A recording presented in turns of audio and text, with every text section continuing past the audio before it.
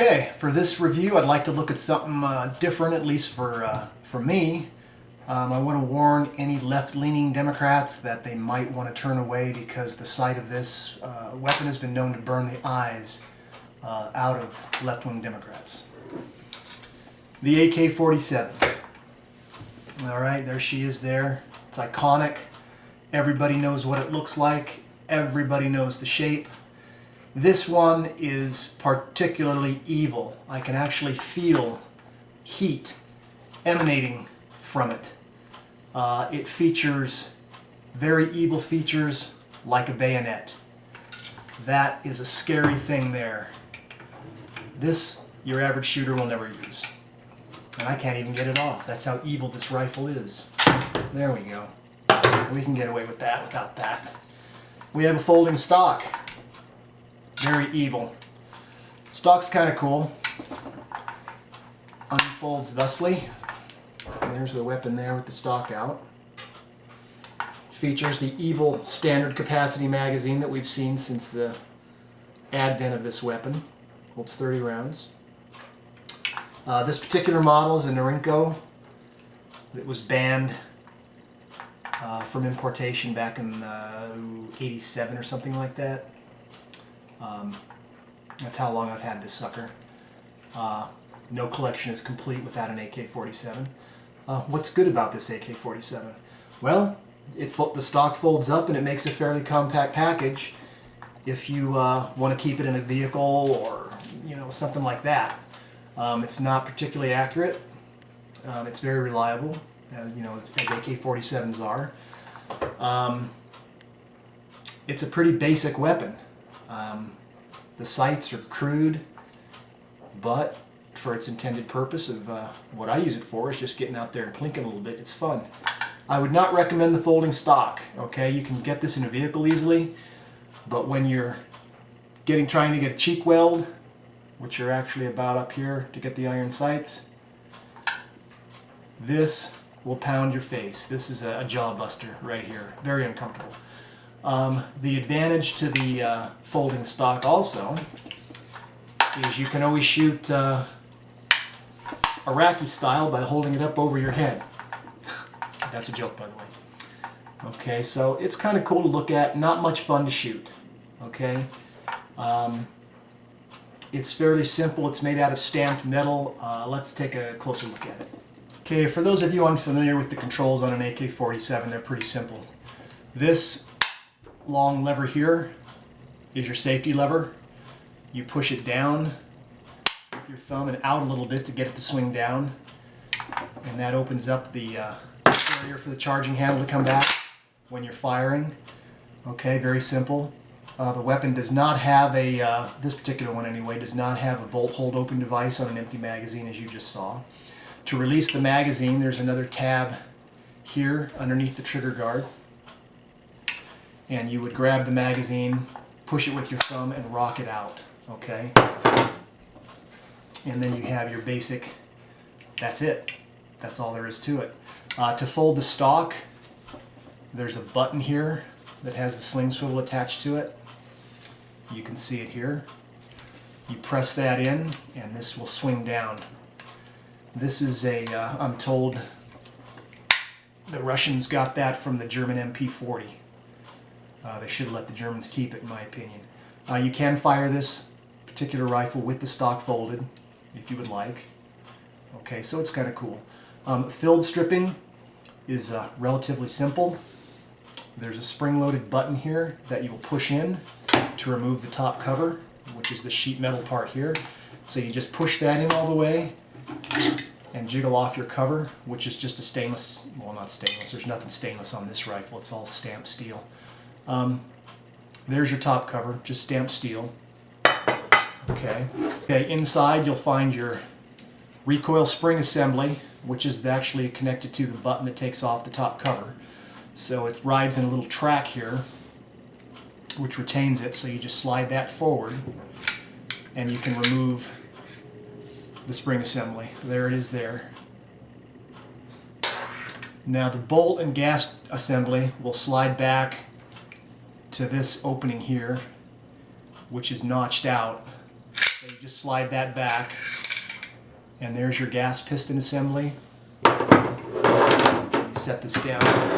There's your gas piston assembly and your bolt. There's where the recoil spring assembly goes up, okay?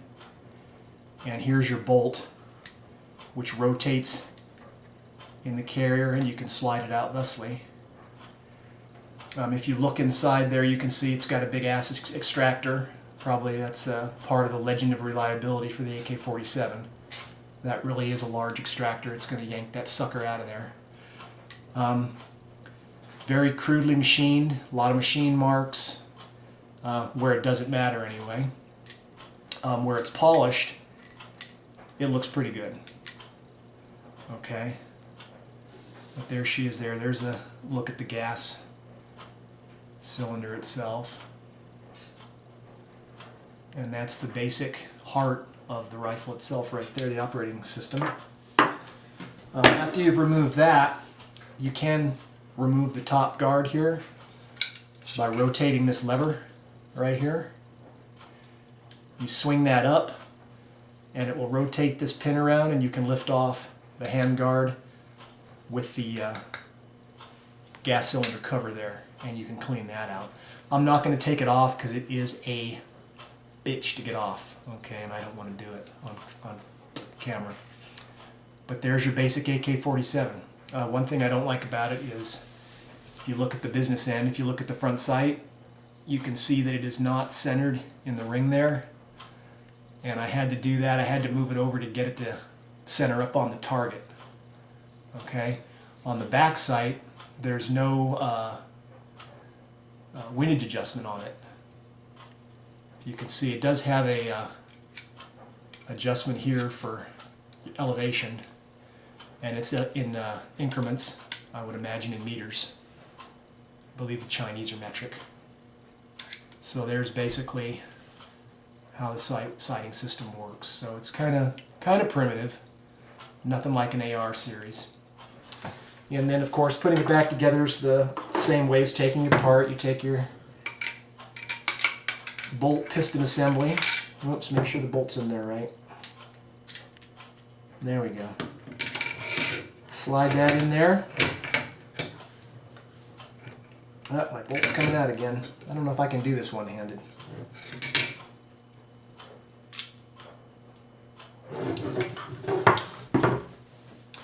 Okay, the bolt rotates in here, and it runs in this little groove there by the bolt handle.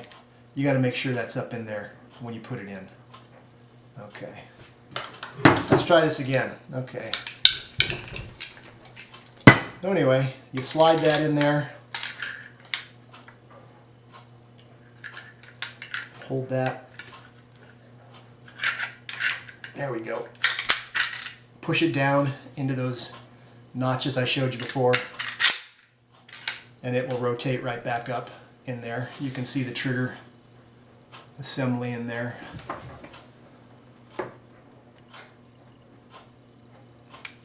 And then you put your recoil spring assembly in. There we go, thusly. Put your cover plate back on, which when you put it on, it's going to fit behind this ridge here. A lot of guys get these in there and they have a hard time getting that past there because you've got to push it forward on that spring assembly to get it popped through, to get it to pop through that hole in the back where the button presses out. So you just push it forward like that, and that's all there is to it. And there we go. Okay. And there's a little close-up view of it. If you've never handled an AK-47, give you an idea what it looks like. A little bit closer. It's got kind of a blued finish, not painted on. It seems like it likes to rust pretty quickly.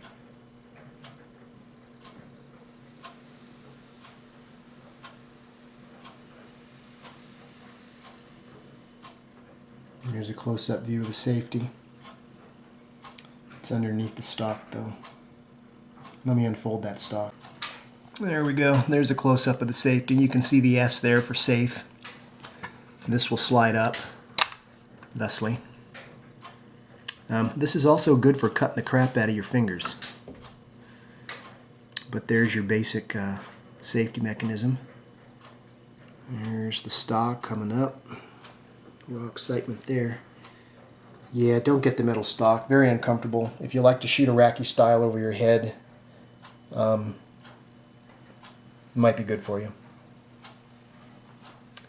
But there it is in a nutshell, the AK-47.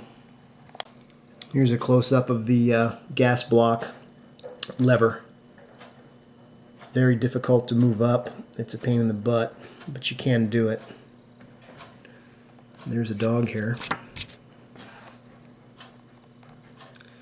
Also features something I didn't show you right here. This is actually a cleaning rod that pops out. When I got this, it was kind of a kit. It came with the rifle, the bayonet that I showed you, 3 magazines, an oil bottle, and a little handle tool kit for the cleaning rod. But there she is, Norinco AK-47. Thanks for watching.